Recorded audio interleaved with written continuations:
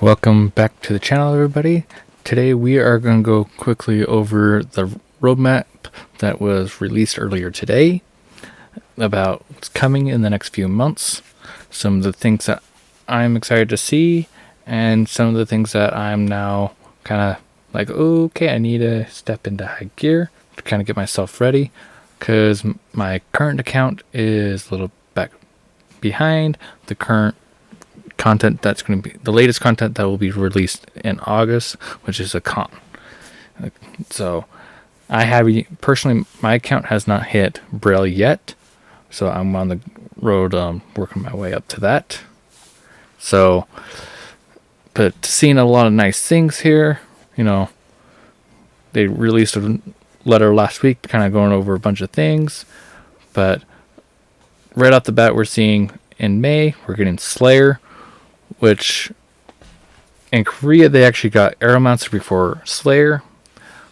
So I was kind of wanted to build the Aeromancer, but now seeing the Slayer coming out, I'm like, ooh, which one do I really want to go? But the nice thing is they're both coming with a progression event to help the players level them up. It's not going to be like the Reaper and Summoner release where here's one, here you go, and it's not going to be like the Destroyer where the Destroyer got, here you go, you're on your own, level up the character from start to finish. So that's kind of the nice thing about that. They get progression event. If it's anything like the Artist, I'm hoping that it's going to be better than the Artist one, but Artist was still pretty good, where we got a boost to the character up to 1445 honing buff, clear up to that, plus level 5 gems and the engraving stuff. I would prefer now at least a 1460. If they could do even better by that point for one of them to get you up to 1490, that would be amazing.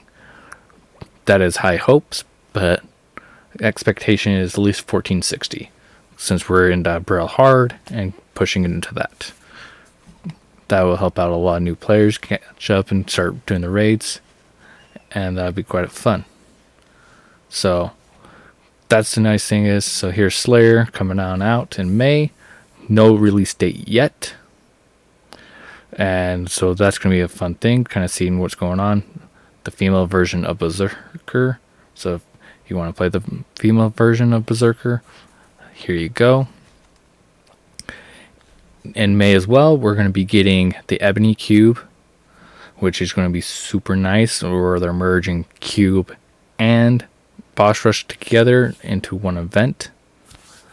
Little thing, you can get one ticket compared to two separate tickets and have to kind of manage those. It's going to be a lot better, in my opinion, because I personally do not like running cubes.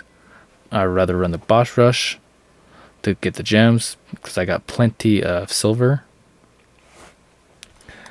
So that is my personal opinion.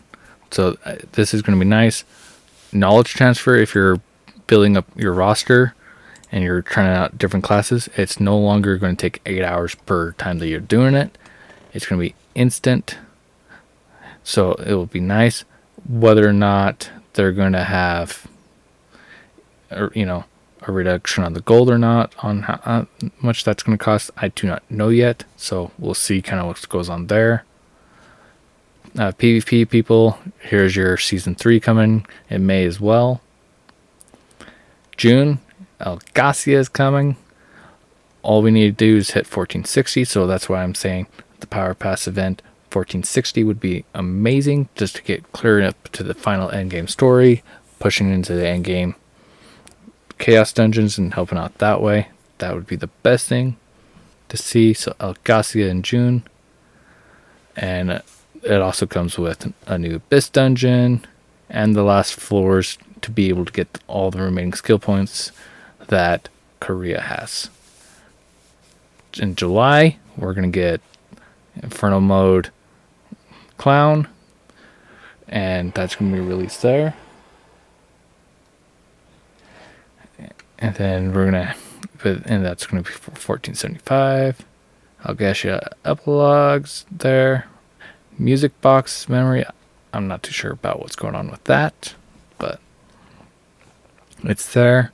August, Aeromancer plus Akan.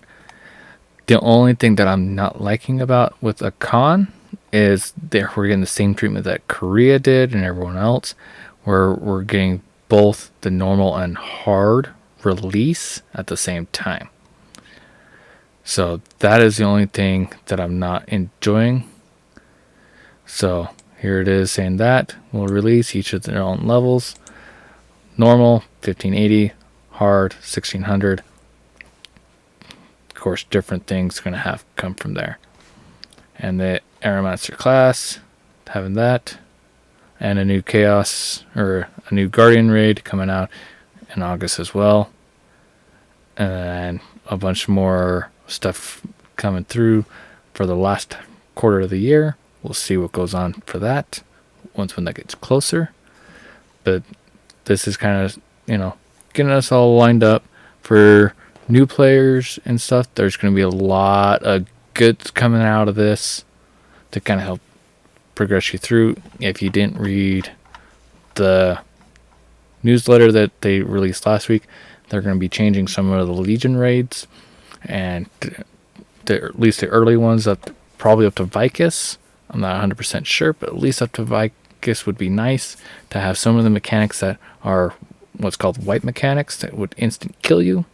They're going to just do a damage based on it. They're not going to do insta kills no more on those ones that get new players to feel more enjoyable, that they can actually get through the content and feel good about doing these raids and kind of help get more people in.